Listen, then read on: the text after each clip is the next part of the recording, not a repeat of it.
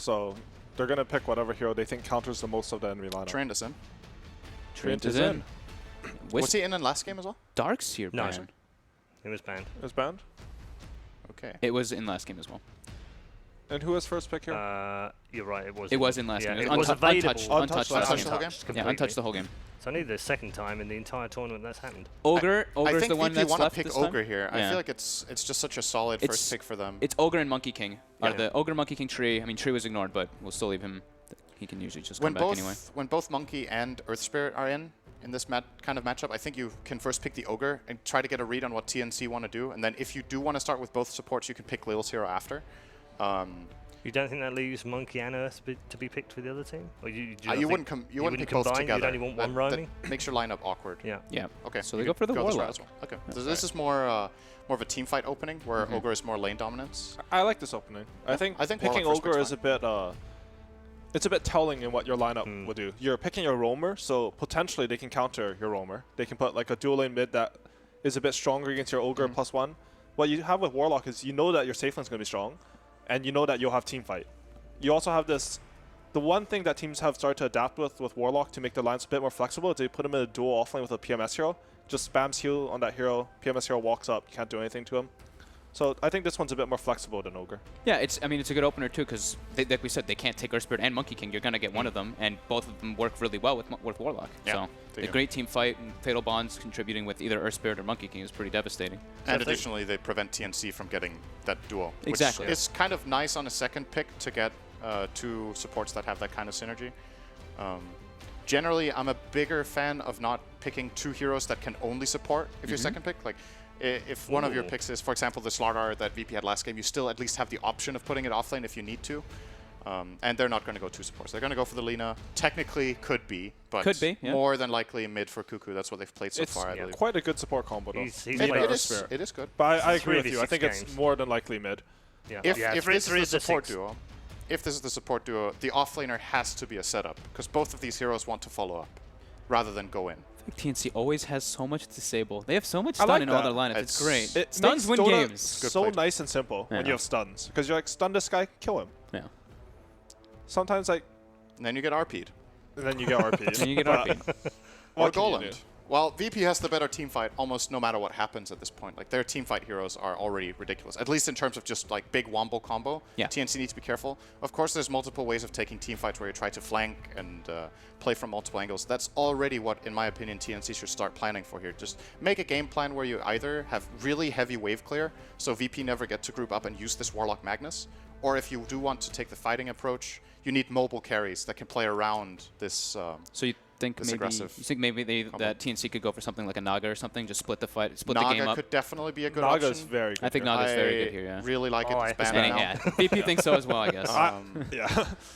I like what Synderen said. I think if you're going to look at these two heroes, Warlock and Magnus, and you want to teamfight against them, you need to do all the things that Synderen mentioned, to be honest, and you need to have some sort of vision. Vision will be the most important thing, because if you do not see this Magnus or Warlock, I don't think you'll ever win the fight. Spectre is a type of carry that could work around this. It gives the vision, and it kind of splits up the fight. It is an option maybe they go. I was going to say. You think maybe they go Rubik to try to counter There's the some team good fight? steals, at least, for sure. Similar to their yesterday's draft, they're literally the same opening. Lina, Earthshaker, Lina, and then Rubik, third pick. So they have this safe pick, and then great spells to steal. I'm a bit concerned about the damage on the supports. I guess since they have Lina mid, it makes up for it. But Earth Spirit, Rubik are personally not my favorite because you just don't do any damage. Have you seen Tim's Earth Spirit? He does extra damage. He does extra. Starts with a talent level 1. He obviously needs level 6. Like, until 6, this support duo is not that great in terms of damage output for sure. Like, it's... I guess there's that huge spike with Magnetize. Yes, Magnetize will deal a lot of damage if they just set up any sort of decent fight. One thing that VP really needs to look at is if you have a mid that has to play defensive when you have a Warlock on your team, it becomes very hard to play the game. Warlock's not a hero who can really help mid when you're from a defensive position. His heal's too slow, he has no like real gank potential when you're behind, but what he is really good at is sitting behind an aggressive mid and like making sure his ganks go through with the heal. How do you feel about Jug for VP now? Very good versus Earth Spirit, decent versus Lina. Works I well. like I think it. Jug's pretty That's damn one of good here. Ramsey's highest played heroes. Yeah, that as well. To be honest, in general, they like these heroes that you cannot mess with in their safe lane a lot. So the supports can move to help no one. So they go for the ogre still. Most teams are doing this right now where they pick 2 supports and either mid or off lane as their first 3 picks. Yeah. I think VP might have been considering getting Jugger. Ramses wants to play Ursa. You could say. He might be I believe he actually might, yeah. But I would say, yeah, I think Ogre is probably a better choice. I think the Jugger is a great pick, but they're probably not that scared of TNC taking it because they have 2 Magic Immunity piercing stuns. They have the Golem and they have the RP. So TNC might not want Jug, and then they can get extra information and wait and see. Now it's even better. Jug is super good here. I love the Jug hero. Jug is amazing. Slark is good. Do you think Ursa's bad even? I think Ursa's pretty decent too. They don't have like good burst for him when he has Enrage. He can get off the lasso. They have a silence. It's a bit tricky playing against Earth. Ramses is waving his Earth arms, is a pretty good hero against Ursa, actually. That's true. But the rest of them not so good. The one thing I want to mention that I really liked about the Ogre pick actually was that when you see both the supports from the enemy team, you get to see how strong they're going to be moving around the map. Since you see this Rubik and Earth Spirit, if you pick someone like an Ogre, you know you can run to any lane, you can run in between any lane, and they can't touch you. Yeah. And that will make this Ogre pick even stronger. And they have the double, they have Empower plus Bloodlust, so yeah, on the Ogre, gets just ridiculous. hitting people. Yeah, on Ogre. That was a good Juggernaut pick. Yeah. I'm curious how Batrider is actually. He's been going from first pick to not picked at all in like every single patch since he came out. At least the idea from TNC here, it doesn't, it isn't like an amazing counter to any of VP's heroes per se, but it's just good for what we were talking about playstyle wise. Right? You need to get vision, you need to split up the fight and open on your terms. He is very good versus... And he's a setup for a Spirit. It's nice. That I think is this is what they need. He is very good versus Magus and Warlock in the sense that you move the fight. Yes. When they want to hit these big spells, if you're starting 600 range away, you're going to RP them, but you won't get the same type of RP as if you're closer to your team. Ooh. PA. So TNC needs they need a pretty hard carry, right? They have a Lina versus a Jug, PA, Mag. Who do you put mid against the Lina? PA. Because he can help the Ogre harass with his dagger, I think. I think that combo's a bit stronger. I think you want the Juggernaut versus Batrider lane. I guess that's the most important one. Yeah, overall. Yeah, they should be doing that. They technically do have the option of running some aggro shenanigans if they wanted to and putting Jug 1-on-1 bottom, but I don't think that pays off enough. That doesn't sound like VP. Like if they would put Mag versus Lina mid, Mag can farm against most, but Lina has a favorable matchup for sure.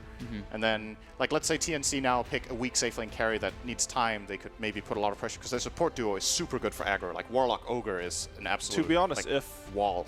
If they pick a weak carry, I'd like them to go aggro with the Mei. Just secure I think levels. I think they should. I would like to see Warlock, Magnus, and Ogre all 3 up there, solo the Jug for a bit, and then TP down in order to make that easy camp stack. Like, you just have a very early TP on this Warlock, you give this Mega head start, and then you come down and secure the pose. Do you think this lane is stronger with Mag than with PA? And, like, I think the inversely, is difference PA better against Lina than Mag? I think the difference is that when your Ogre rotates to mid, he wants to be rotating for this PA rather than a Mag. You won't have the same kill potential on the Lina. You won't have the same harass potential. Okay. All right, predictions time in one word, gentlemen. Syndrome. Virtus Pro, Bloodlust. Virtus Pro, Empower. Yeah, that's still his, for sure. Damn it. Okay, so let me just recap. So Virtus Pro. Virtus Pro. Virtus Pro. Virtus Pro. Is this all down to the draft? Have they persuaded you, or is this? Think of their lineup is much easier to execute.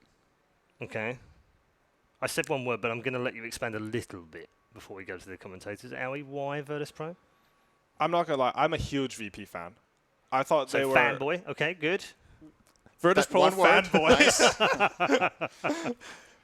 I think they're incredibly underrated for what they are. Okay. They're way too good to have not won as much as that. They won that summit before Boston, and then they had some like boot camp issues where they didn't get to go to DAC, but they've never This been is the real deal now, though, isn't it? Yes, this team is the real deal. Okay. All right. Well, thank you, all 3 of you. Let's head back to our commentary team for Game 2. Do we dare dream we can get yet another stunning game to watch? Here's hoping. Well, if we do get another stunning game, more than likely, we're going to be about 3 hours behind schedule as TNC and VP go to game number 2. We're already in nice and deep, and of course VP are looking to start things off with a bit of a bang with a 5-man smoke invading into the enemy jungle. Trying to check out his Arcanas. Hold on. And then hold the phone. We have to check cosmetics. Cuckoo doesn't have. They're going to get a really good area here. What? If you want your predictions, put it down for the first second. As Batrider fires over, he can't play the high ground. They put down the observe ward. Ramsey's spin can't reach him. Sam, okay, he's still going to go down. There's nothing that will stop that. And first blood goes the way of Virtus.pro. The 5-man smoke works, and the level 1 upheaval of Warlock made it impossible for Batrider to really outmaneuver VP there. And the double slow from the dagger and the ignite. The downside is they lose the bounty rune. Morphling's going to take the 1 up on top, so VP will only get 1 out of the 4 bounty runes. And on top of that, I think they should be able to deward that. Oh, actually, no, because they had the PA one. Yeah, they get 2. They get 2 for 2. Not upgraded. Please. Juggernaut. How am I going to tell who's who? It's Juggernaut and PA. Both with Arcanas. Hey, if you had Juggernaut and Morphling in there, you'd have more troubles. Oh, Batrider. Okay, coming in range of the tower is probably not part of Sam's original plan.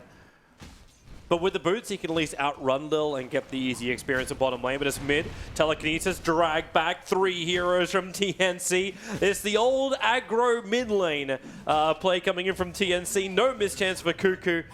So TNC able to get the blood back already. We expected nothing less. All of the panel was saying it. You've had a very long, drawn-out game number 1. Game number 2, you want to increase the pace. You want to be quick and dirty. Yeah, and this mid lane is quite the brawl. At the same time, they are leaving Magnus up alone on the top lane, which he's versus a Morphling. Morphling's not very strong in the early game. And he's definitely going to need some help from his Rubik. Well, Rubik's trying to help out. But there's no real kill potential here. Like with the PMS over he's level on 2. Lil has to be a little bit careful. He's going to stack up a lot of napalms over there. Lil's actually already sitting at 3 stacks. And, okay. Again, Sam's going to grab the creep wave and pull it around the side. Ramses was thinking about a spin, but that ain't going to happen. He's way too close to the cliff for that to happen. Yeah, he has poor miss shield on him. These 2 heroes do not hit very hard this early in the game. So Pasha is actually going to have a pretty good game. Curious to see if his Magnus performance can suppress no ones. I'm interested to see just how heavily he's going to get ganked up. Like Tim's, we look for his rotation. His Earth Spirit in game 1 was absolutely amazing. Steals the bounty rune sitting behind the tower, but he's not going to go in on the Magnus when he can potentially be skewered back under the tower. But there's a lot of rotations that could potentially come in from this TNC lineup. Once the Batrider gets online, you get the Blink Daggers up on him, that direct control. And Tim's is waiting for it. And there's not a lot of the creep wave left. And in fact, when Morphling waveforms out like that, yeah, this isn't an opportunity for Tim's. It's just so hard to go on him. You need him to use Skewer before anything else. But even if you do, the poor man's shield is going to negate the majority of the damage. They don't have that much spell damage in the early game.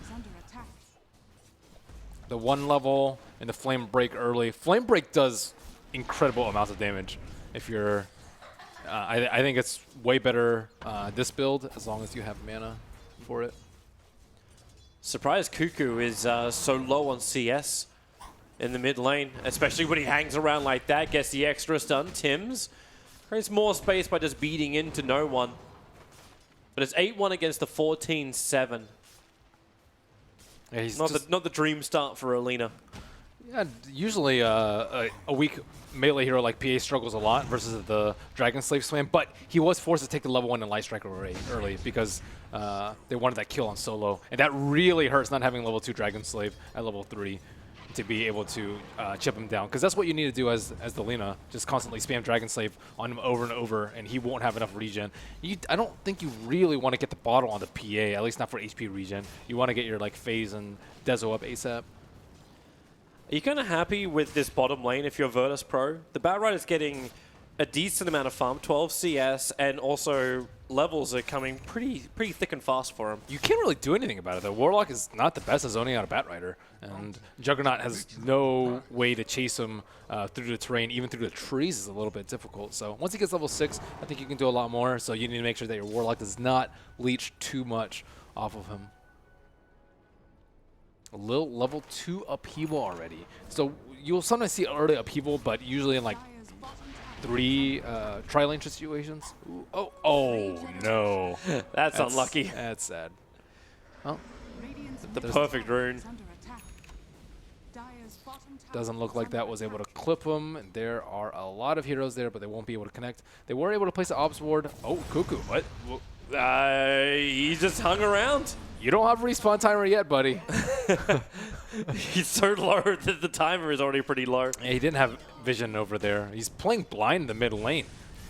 TNC actually have no ops wards down in this early game at all. Yeah, they're all gone. I'll come back to the mid lane now, but Tim's was just holding the line for the moment. The only lane that's really going well, like, yeah, you're getting levels in the off lane, but it's Raven at 33-8, farming up this Morphling. But Lina is so far behind the Phantom Assassin, almost being doubled in CS by the PA. She also didn't pick up a stick. I think that's also another reason why she is so far behind. And every time you use dagger, you're just like, oh man, I'm just gonna have to take a Dragon Slave to the face every single time. But no, that tough part for PA is over, although later on you're going to have to worry about Lagunas. Smoke maneuvering from TNC, Tim's as well as Ariel.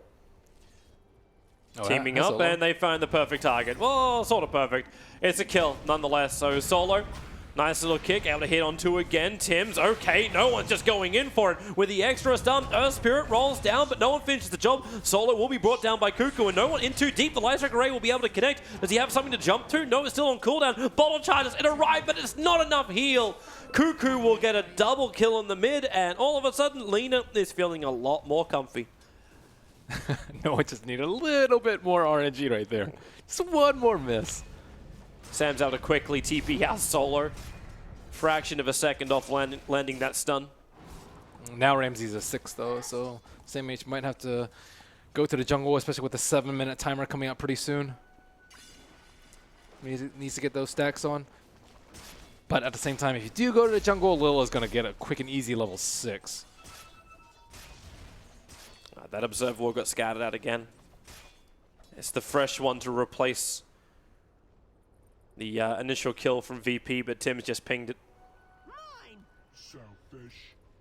SameH could die here. It's not that great of a position for him. He's 6 off this. They still need to get the slow, and the upheaval will do it. Firefly down, Omni Slash, 3 hits. And he'll try and move back up the hill, back closer towards Solo, who's got the Fire Blast available. But no, they didn't finish the job. Oh, no. He's actually going to live through this. Trigger up the shrine, back to life, and then back to the lane. Oh my goodness. Survives the first Omni Slash, even gets 3 creeps to farm underneath his own shrine. He doesn't have any armor. Normally, like you'd expect a little bit more armor on him for him to be able to survive that, especially with the phase already up. But I mean, no armor on Trinkles, no casual ring of protection. I'm very surprised he was able to survive that. Well, Ramsey's coming in again. This time he'll have support. Tim's is on his way. Looks for the extra silence. Fatal Bonds connects the 2 of them together. So Tim's has to be careful with the damage he takes, but when he gets a 3-man kick into the double Light Strike Array, it may not matter. The Telekits is Graham. Ramses will fall. TNC, they come in force, but Pasha will arrive. He actually is still dying. They never lost the connection of the Fatal Bonds. Little staying alive on the other side of the trees. They don't actually have... Where's the kick? The kick will connect. They see him. No telekinesis grab, however, but they do have the level 2 Fade Bolt, but the Rubik won't survive long enough. So Pasha will be able to get the double kill as they were hunting Lil in the trees. Cuckoo just got juked so hard right there. That's sad for him. At least they got Ramses. And they're going to get an extra one. No one picks up Tim's, who was just running up the bottom river. They have a bunch of low armor heroes on the Dire side too.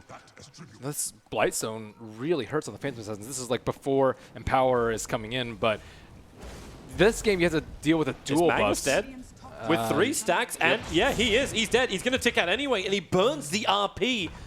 It's only going to hold Sam here for a little bit longer. Solo able to land the level 1 Ignite. So the slow is half decent. No one will also arrive, but he looks more towards the Rubik, because they can't see the Batrider to engage. The 2 points on Flame Break. Flame Break scales incredibly well. I would say it scales way better than Firefly. Firefly, you only get 20 damage per level, but Flame Break, you get an extra second, which adds up a lot when you're talking about sticky napalm damage. So I like this variation. Normally people just get 1 value point for a displacement of heroes, but I like the There's a use of gank it for coming to damage. mid, but instead they're going to find Solo into the trees. And then okay, they're not even looking for the gank. They just bail. Just way too much to commit on an ogre kill. You're going to have to blow Laguna or something Or pretty they just big. do it to smoke. And they will be able to blow the Laguna, because Cuckoo wasn't able to get it off on bottom lane. He didn't have the mana for it. Well, you know PA's jungling at this point if Warlock's taking over mid. So where exactly is he? No one's in a really good spot. It is daytime, though. The Observer Ward gives him the vision. They see no one moving up towards the shrine. He has raindrops, too. Raindrops and shrine, that is not your ideal target, or at least placement. And looks like they will they not moved to venture bottom lane. forth. Yep. Morphling still having the time of his life on top. He was able to bring down the top tower. He's going to go directly into the Lincoln Sphere with just the basic boots. And with a little bit of a creep skip on bottom lane, TNC can ensure they bring down 2 tier 1 towers early on. They may want to bring someone to defend the mid, but that's a double damage Phantom Assassin with Empower buff up that they'll have to go against. They also have the Rock sitting behind. Lil is already level 6. Pretty early for a Warlock in this game. Cuckoo's TPing out. He doesn't want anything to do with this. I think he's just going to get jumped on potentially by no one. No, he has Bloodlust and the DD and the Empower. So Cuckoo... Warlock, okay. Yeah. Don't stop the rock. Lil just goes in with the extra crit. The kick will fly in. But again, remember, that's no one with a double damage rune. So he can dagger out. Still got that golem to deal with. Raven's trying to take care of it. And they will be able to do it. Pick it up, throw it around. But the tier 1 tower goes the way of Virtus Pro and not the way of TNC. Free tower's And quite Batrider's nice. going to die on bottom lane. Ramsey's kept up with him. Right behind the tier 1 tower. He committed the Omnislash to start with, and then was able to trigger the phase boost to close the distance between himself and the Batrider. And at this moment, they are... This Lina is just cannot get online. Level 8 at this point. No items. You have phase boots, but you have armor issues. They're just going to jump you with Omnislash or PA and have a rock to follow up, and there's not really any protection for the Lina. But to get online, she needed to find the kills. And VP never gave her the opportunity, really. I think Batrider is going to be really key in trying to set up for her, because normally you'd be able to run around and get a lot of counter kills, defend some towers, but with the farm that she has, she might be in a perpetual cycle of feeding. The worst kind of cycle. Stop the feed, keep killing. That's what you need. Beautiful. I don't even know if you want the Sounds so respawn talent this game. If On you the die, later? I think you're just going to die again, right? Like, once PA gets farmed enough, you can't do anything. You just get jumped constantly. True, but then you ask for the trade-off, right? Like, the plus 50 damage, is it going to be enough? I think you need the plus 50. Depends on how heavy Morphling can lift. But I think this might be one of those situations where if you get respawn timer, you're just going to feed more, right? It's not like it's a lion who just dies and it's like, oh yeah, whatever, it's just a lion. This is your mid Lina you're talking about that might just die over and over. Cuckoo has had pretty good performance on the Lina that we've seen, but this game I think is could be a lot different. Yeah. This game, the tempo just seems to be going the way of Virtus Pro. Oh, they do hold the advantage. They're almost about 2,000 in the experience and the gold advantage. But it's still bouncing around a little bit. Before the team fights come out, though, right? Yeah. This is before big rocks come out. That was a solo rock on the Lina, but like before big RPs and rocks come out. So, like, what is your big team fight ultimate for TNC? Like once you 5-man, if you want a 5-man, it's the burst in the RP Warlock. Yeah. RP Warlock ultimate, and that is not good. Like even if you lose the PA, are you really worried about losing the fight if you get even a 2-3-man RP? I think it's just Morphling has to be able to split push incredibly well. They do not have good solutions versus the Morphling at all. And even a replicated Juggernaut can do a lot of damage this game. Or PA. Again, TNC looking to invade into the Radiant jungle. It seems to be a bit of a job of Sam, making sure Ramses doesn't have all the space in the world just to flash farm. That's why they're looking to push down the tier 1 tower before. And Ramses already knows it. He knows he's being pressured. TP's up to the top lane. So they can push that lane in instead. But with Raven now down the bottom, Maybe this is when TNC can try and establish control of the Radiant jungle. Cuckoo, real issues in the mid. Getting caught out, unable to run away from the high-level upheaval. And VP looking to fight. The Rock's off cooldown in 15 seconds time. They want to come into this engagement, but Sam, he's there. He's waiting. Into the Firefly, starts his TP out and scouts out the 3 heroes moving in. So a bit of a waste of smoke from VP. Pasha hesitated a lot there. He's like, oh, there's someone here to break my smoke, and then he didn't realize that there possibly couldn't have been that many heroes there. Lena's already dead.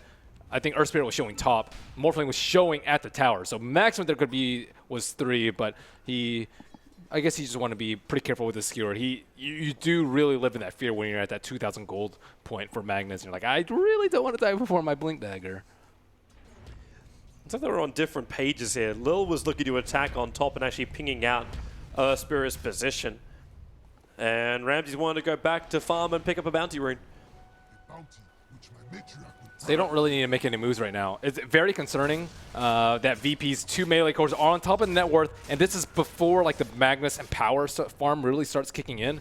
Like they can just stack Ancients. It is Max and Power right now. Definitely, I think the right choice for Magnus to go for one build. But yeah, they can just power farm Ancients right now, and the net worth is just going to get worse and worse because Lina cannot compete with this sort of farm rate. So you need to smoke, you need to be able to get kills. Batrider's Blink Dagger is going to be very important for them. It's only 200 gold for him, but Cuckoo, need some more in that kill category. He has 4 right now, but his net worth is not in a good spot. What a time for this Blink Dagger to arrive for Pasha. This may actually give VP the confidence to defend the Tier 2 tower if TNC want to push it.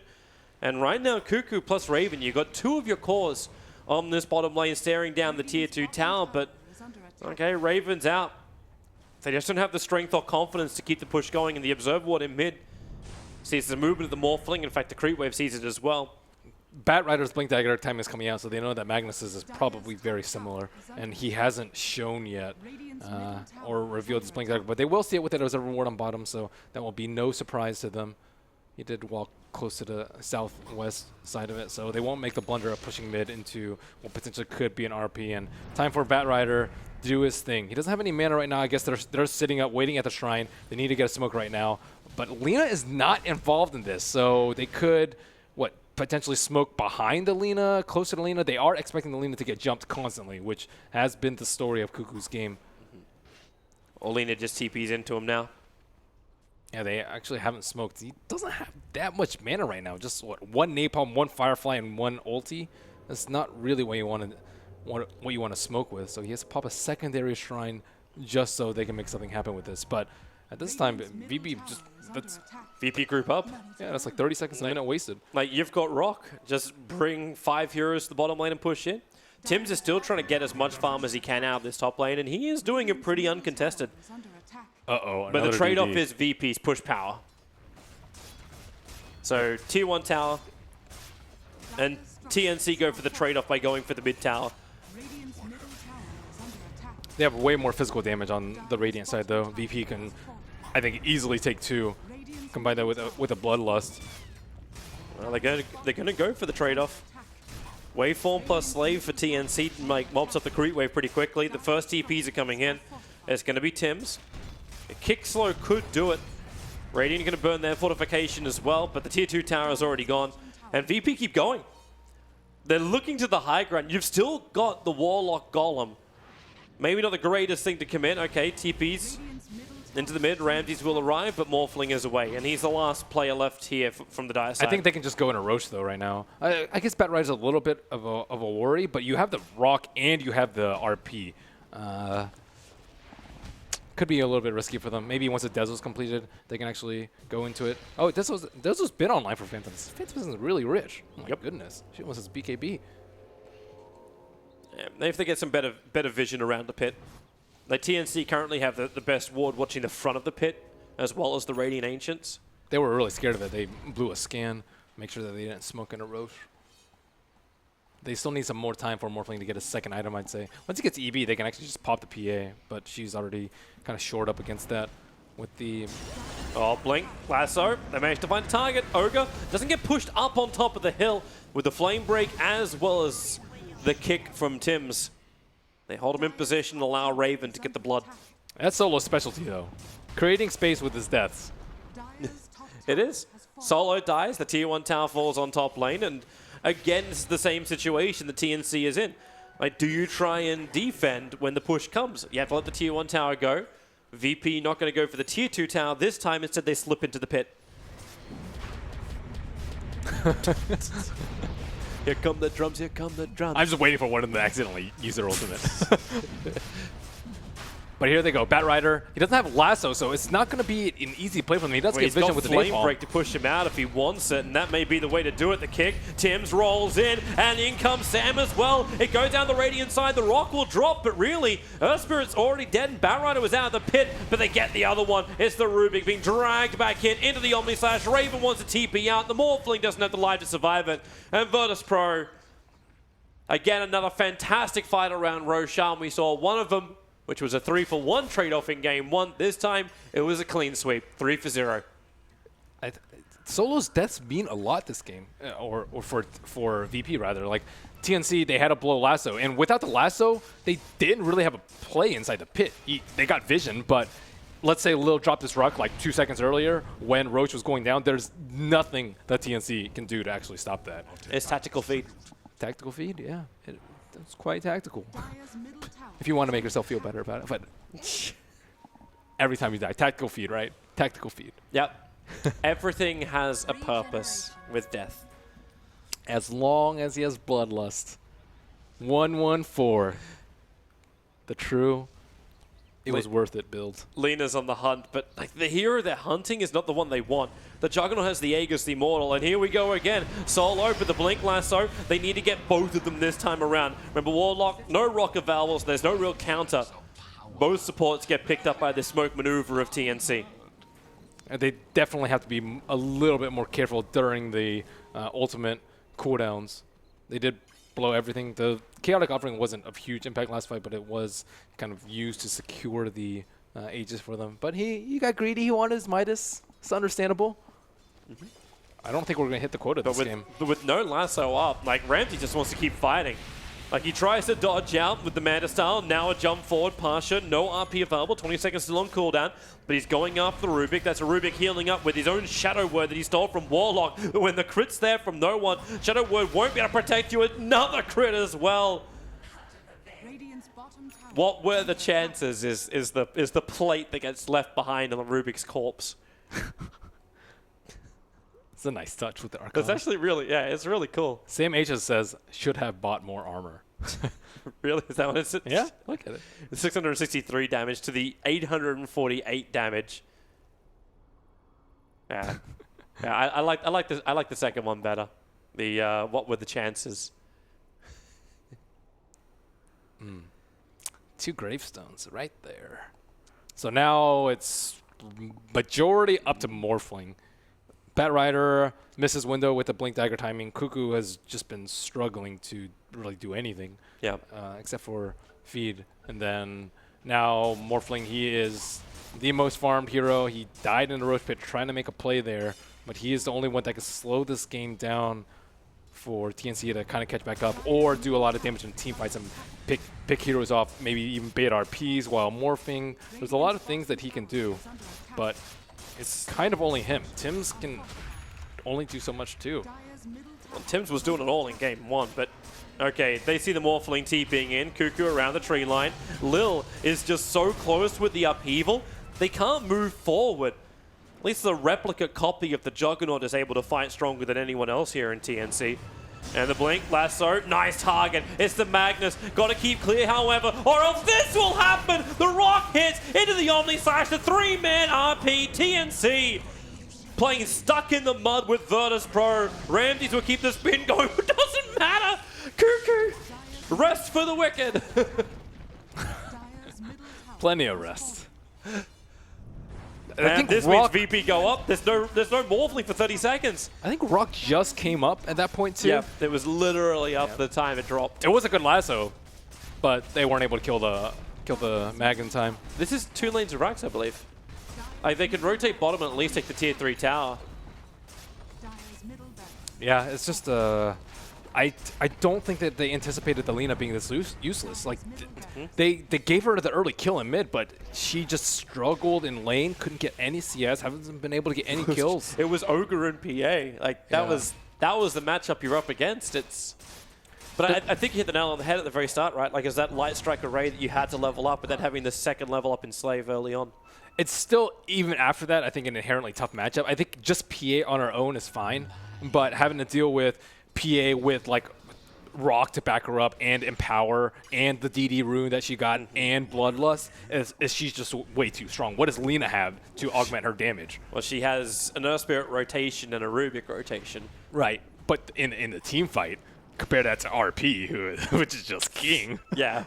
That's when you use the lasso, but with the tactical feed of soul or the up, like you had the moment with that last fight. You had the Battle Rider grabbing the Magus and pulling him back, but then you saw the lack of damage. They didn't even kill him off in time, and then they all grouped up. It was this.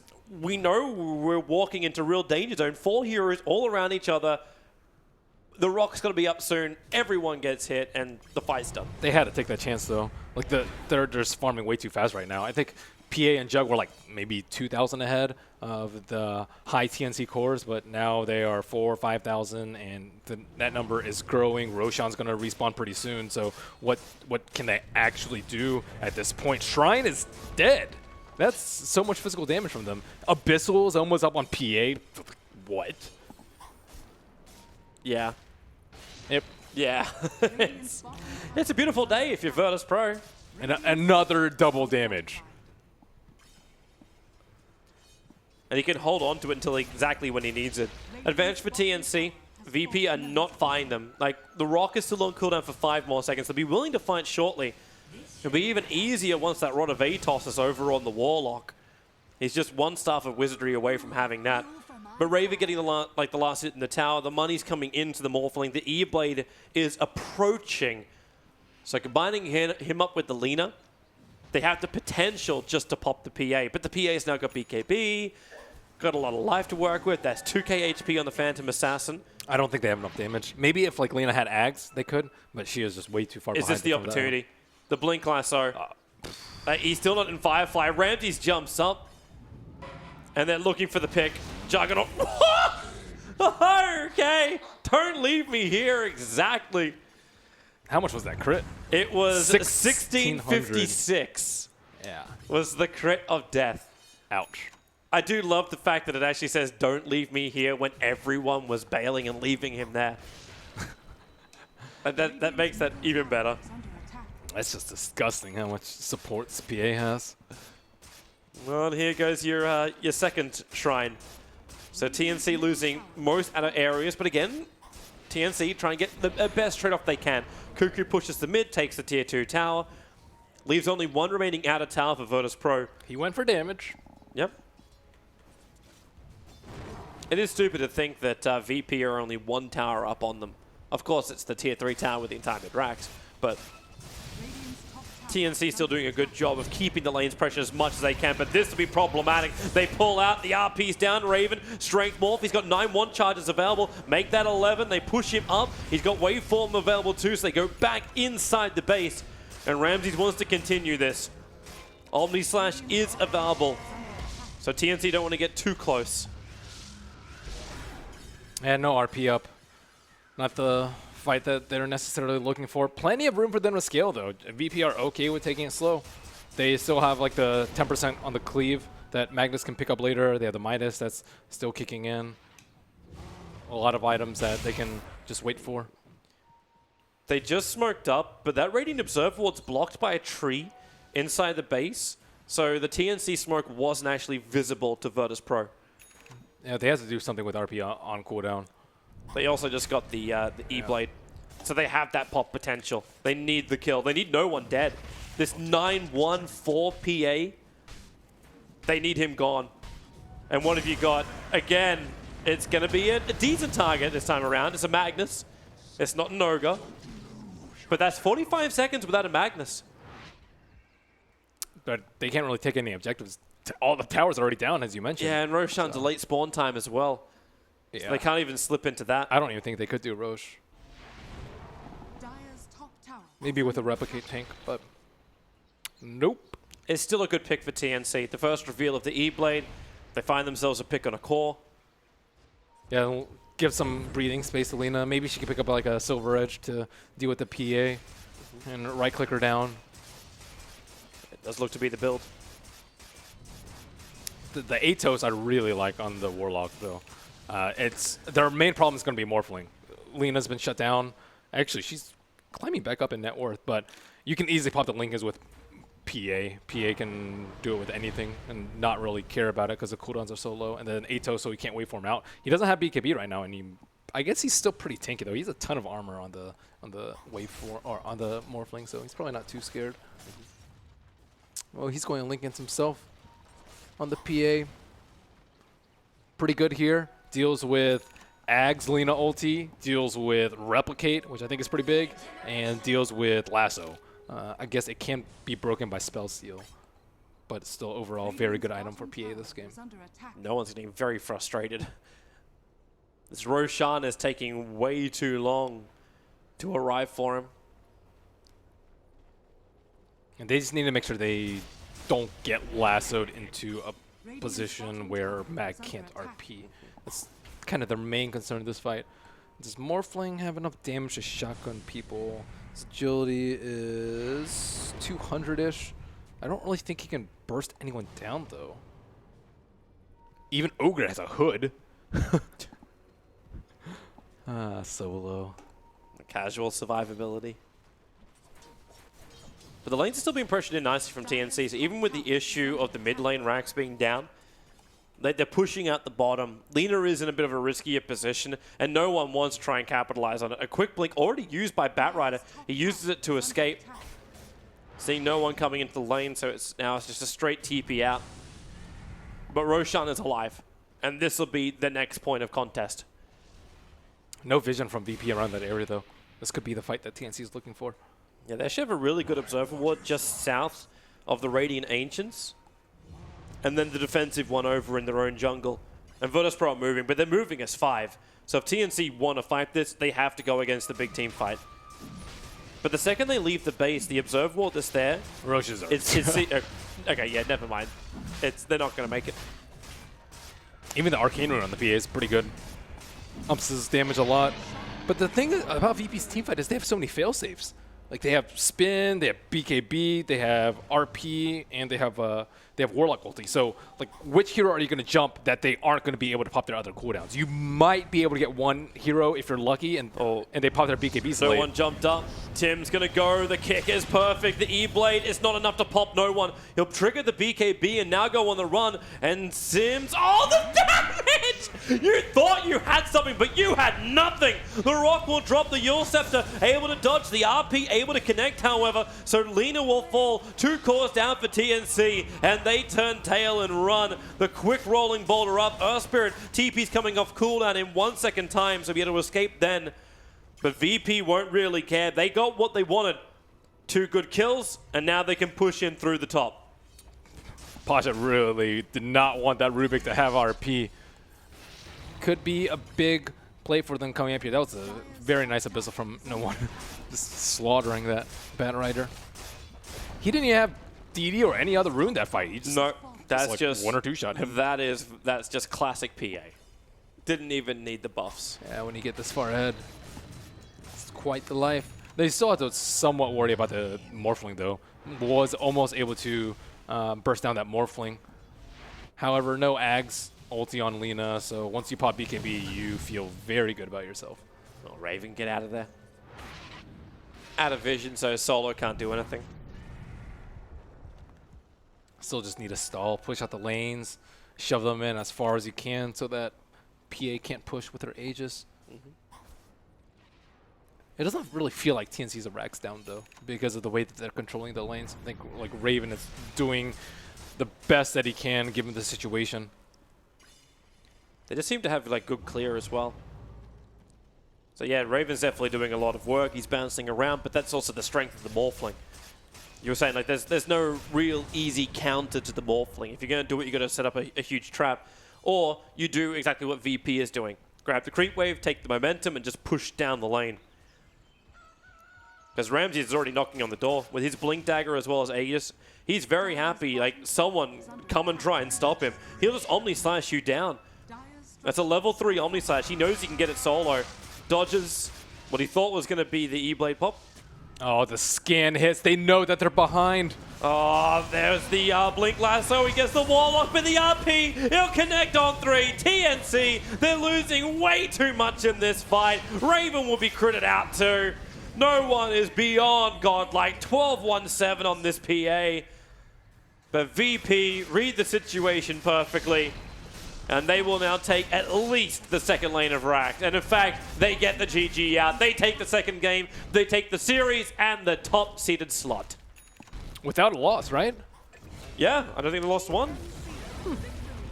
Quite a way to get in the first place there. Nice one. Not Nice too one, shabby VP. at all. And finally pulling it out at the time when it really counts too. They're here in their homeland major, and it's really nice to actually have. Oh, they lost VP. one at random, actually. They lost one. Okay. Yeah. So they end up with 6-1 Life is hard. in the group stage. Yep. And 3 wins. Top seed. Yep. It's only 2 of them. Yep. This is what at least the home crowd will be hoping for. Yeah. Once we hit the main event. I think TNC is probably a little bit disappointed after that first game that they had a 2 racks advantage for quite some time and probably just demoralized after that. It was a long, grueling game. They weren't able to put too much of a fight up in this game number 2, and VP cruising on through with pretty flexible strategies. I would say the off-lane lifestealer that we saw. It didn't feel like it wasn't as constricted as Boston. Like in Boston, we were expecting Virtus Pro to actually do kind of well. Oh, who's the birthday boy? I don't actually know. Okay, if that had said 3-2-2 on the cake, I would have just laughed my ass off. Oh, yeah. It's Ramses. I see 666. Hence the 999, 666. So he's what, like, how old is he now? 18, 19? Is he finally hit 18? I think so. Happy birthday, Ramses. He is... What would you wish for? He was born in 1999, so now he is 18. Birthday April 25th, 1999. Such a young talent. What a gift. That is the best gift. Actually, he kind of gave it to himself, but it's still good. The gift of first seed. Yes. What did you think? His teammates gave it to him. I thought you like gave the gift of the cake to himself. He set the entire thing up. It's like when you buy yourself flowers. You're like, okay. That would be a sad life. That would be It's like eating at restaurants alone when you're like not at work. Have you ever done that before? Eating at restaurants alone? That's kind of sad. I did watching a movie alone in a cinema. That's not cool. But it was a good movie. Speaking of people who are not alone. Maybe so sad. Hi, panel. What a segue. Of all time. Thanks very much, Toby, for the commentary on our first series. Just proving Ramses there that you can have your cake and eat it. He gets his happy birthday wish on his 18th birthday, and they also get top seed for Virtus Pro. Congratulations to our CIS friends. They will be thrilling the crowd as the top seed as they move into the round of 16. Let's break it down, our second game with our panel once more. Fog, Dowie, and Cinder. Fog, we'll start with you. A good performance from Virtus Pro this time. Not quite the speedy win that they were looking for. The last game was. It seemed like they had a pretty fast-paced lineup, and they executed it really well. I mean, with the Empower as well as like the backup thing, they were just increasing their farm really quickly. But I thought they were, I mean, overall their lanes were super strong, and it just seemed like they had TNC's, like, it's kind of like understood in that fashion. Yeah. So. And now, from a TNC point of view, disappointing. Do you think mentally they were a bit crushed after that first game? It looked a bit mentally shaky. Yeah. I mean, the thing is, as a spectator perspective, it's very easy to look at the games that TNC should be proud of how they played in Game 1. Sure. But all those players like, oh, we played so well in Game 1, but we just couldn't eke out the win.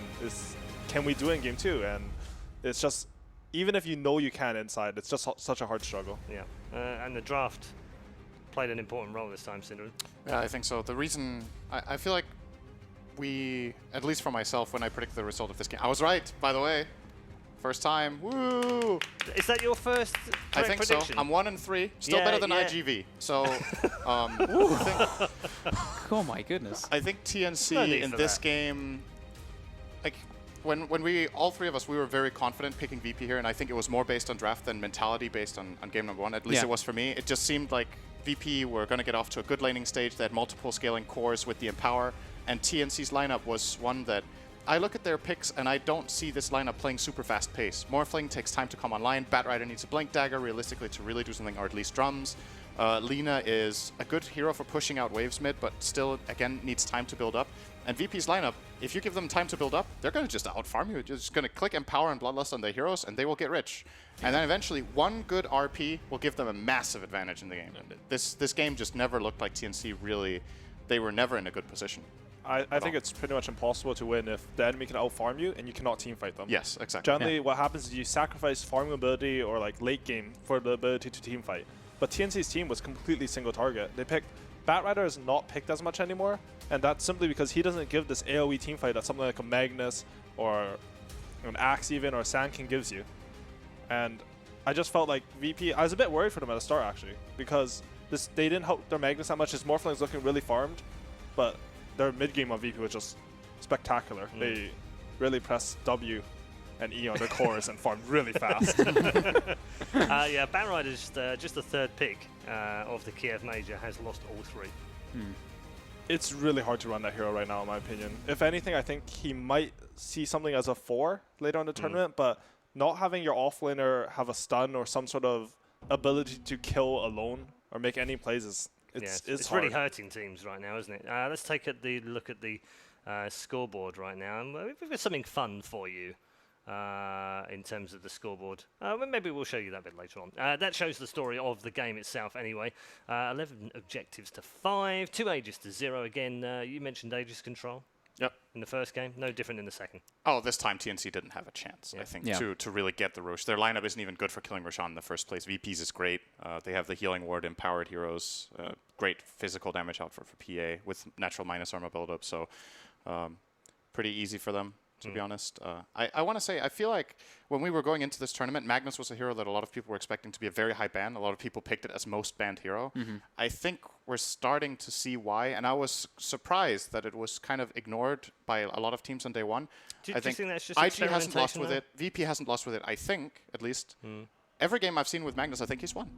I'm pretty sure. To be fair, those are the teams that won other games. Yeah, well... But what I would like to say how many other teams pick, like, what's Magnus's score right now? I don't know. He's good. Pick 10. I got it for you in a second. Yeah. What I would like to say about Magnus, though, is when this tournament started, I think teams were planning on playing a lot faster. They would have these 1v1 matchups on the sidelines where Magnus would sort of stutter and have trouble. But as the tournament progressed, we were already seeing a lot of Spectres and Anti-Mages. And when the game slows down like that, I think that's where Magnus really shines. Yeah, because he's not just the RP. Like, the Empower just is so ridiculous for clearing waves. To be honest. You don't show so much as like a core, so you're not easily ganked as often. You're able to clear the wave, go to the jungle, clear. You're always moving quicker. It's much harder for you to get ganked. Magnus has a 55%, by the way. 11 games picked. Only? Okay, so 6 and 5. 6 and 5. Okay. And IG are 2 and 0, and VP are 2 and 0 with it. Yeah. I think that's correct. So, yeah, okay. Well, then it's actually not doing as hot as I thought, because they won every game. VP are 3 and 0 with it, actually. 3 and 0? Yeah. Okay. Let's pick up with the MVP. Who stood out? Game 2. I think Pasha. I think those RPs. He got like the big one in the mid lane. And the other ones weren't like massive, but the speed at which he did it. Curtis even said it too. Like one of them, the Lina Yules himself. It gets diffused off by the Juggernaut right away, and he lands, and the RP comes instantly. So I think Pasha had pretty good decision making with it for him. And I think he also was. He got his blink at a pretty early timing when he was just kind of jungling, and he was following around Ramses, who was doing his job as, like Kurt mentioned yesterday. The mag was like TPing to make sure that his core was empowered in the majority of those situations. So. Okay, we're going to hear more from all three of you in just a moment, but